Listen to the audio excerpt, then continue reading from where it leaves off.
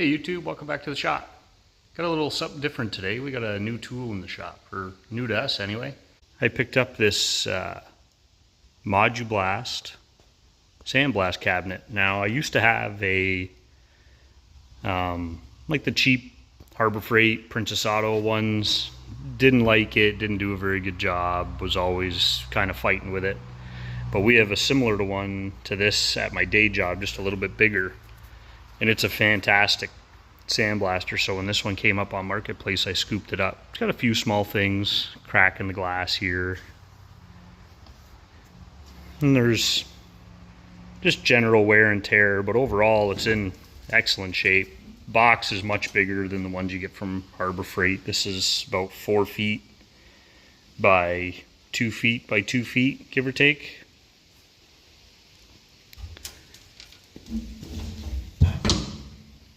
So the plan is to get this moved into place. Once it's moved into place, I got a couple of 50-pound bags of sand. We'll get them loaded in there and then we'll test it out, see how it works. That is where I think I want to put it in the shop here. So I think the plan is to either move the drill press over that way a little bit, or I might move the drill press right here between the press brake and the shear. I can't really decide. Not a huge fan of that drill press anyway. I'd like something a little bit older, belt drive. That one is gear drive and it's noisy. It's got a couple of broken gears in it too, which doesn't help. So I think what we might do is just unwire the drill press, move it over there, and then move the sandblasting cabinet into here for now.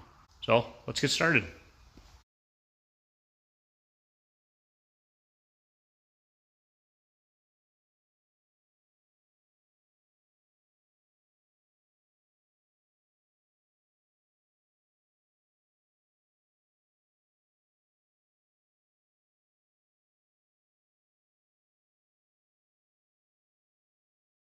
There, so I went ahead and unwired that. These are all the machines that I have back here.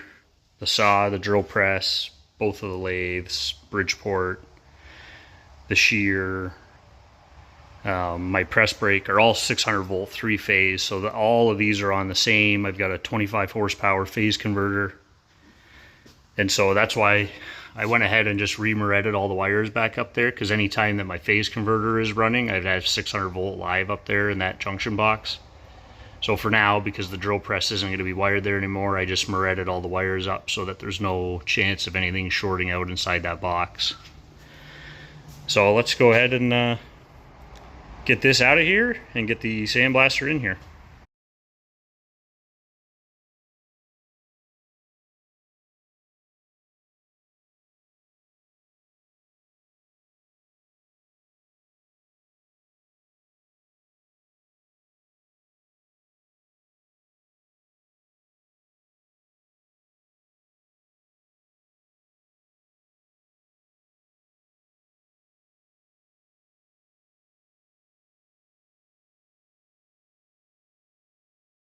You know, now that I have it in place, I don't know that I'm crazy about having it here. If I have a long piece of material in the saw, it might hit the leg, and then trying to slide sheet stock from back here, it's kind of inconvenient. But if I push it any further this way, then I can't really work in front of this saw. So now I don't really know. Maybe I move it over here, put it up against the back of this lathe maybe. Right there wouldn't be a bad spot, but then the door for putting stuff in the saw would kind of be on the wrong side. But I suppose I'm not going to be putting anything too big, and you can always load it from the front like this as well.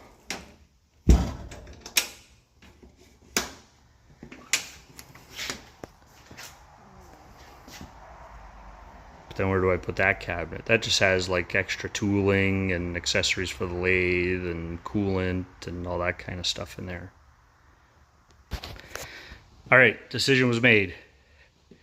Cabinet's been moved. It's going to go over there. And then my 3-inch belt sander that's there is going to go over here next to the drill press when it gets put back. Or the other option is the 3-inch belt sander goes right here, which is pretty close to the fab table, which might be kind of convenient.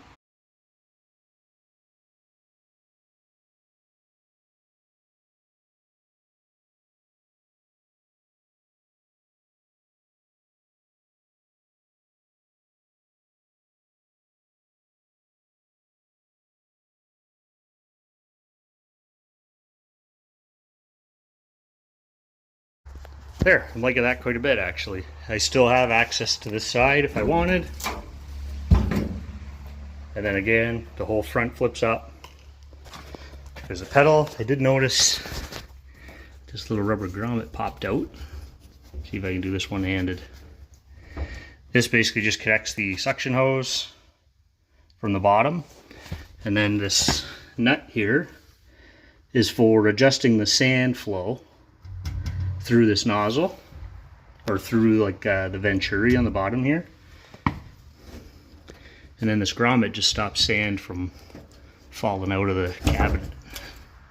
Probably gonna need 2 hands for this. All right, there we go. Definitely needed 2 hands to get that in there. So now I believe we're ready to fill it up with sand.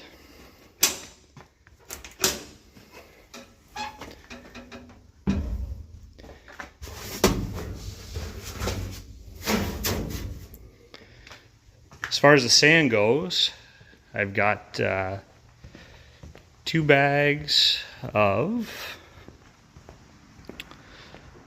already Black Shot number 20, which refers to the size. So this is just like black, I don't know, black sand of some sort, and 20 is the size, which I believe is like a medium grit.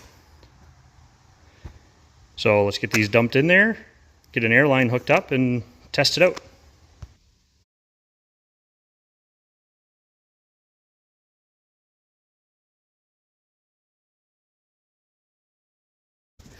All right, got that all filled up. I believe they recommend about 2 bags for this size. If you put too much sand in here, you'll have issues with your siphon all the time.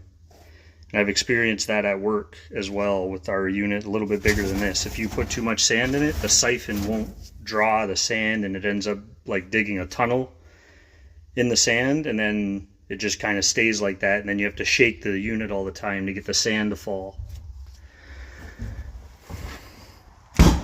So on this side here, there's just a regular 120 volt outlet, and then there's also an additional plug on here. This is for plugging in a vacuum. I don't have anything hooked up to it yet.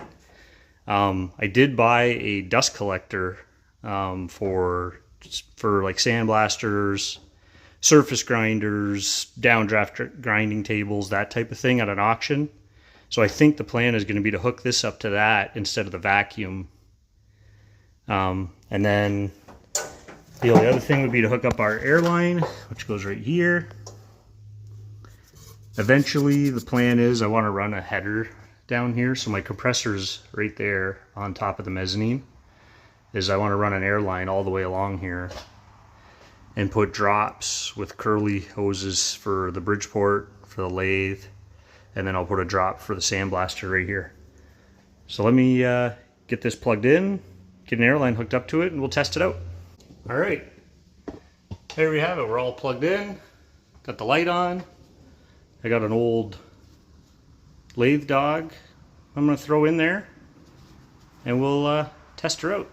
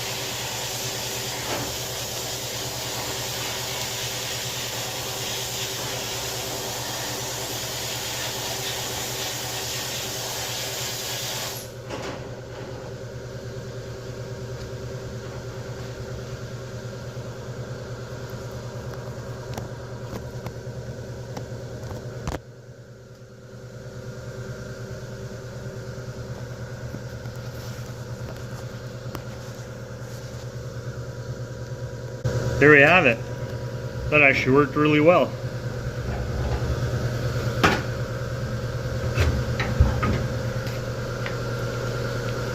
Definitely we'll have to get the dust collector all set up on there, and then that'll make a huge improvement, because that was only about 2 or 3 minutes worth of sandblasting, and it's not, you could still see in there extremely well, but you could tell if you were doing something that took 10 or 15 minutes to sandblast that you would have some major dust issues. Another thing to remember when you're using a sandblaster like that, or any really, is you can't put dirty parts. If the parts are full of oil or grease or anything like that, stickers, decals, all of that ends up in the sand. And the more of that ends up in the sand, the more that you're going to have problems with it getting plugged up. Sorry, I should have thought. Hopefully the compressor wasn't too loud, you could still hear me. Thanks for coming out today in the shop. Excited to have my own sandblaster again. Using the one at work is nice but inconvenient at the same time. You only have a limited amount of time when you can actually use it, and staying after work late, stuff like that. So I'm glad this worked out. That works great. It'll be nice to have in the shop, really move projects along. Thanks for coming out, and if you liked the video, go ahead and hit that like button and subscribe for more. Thanks.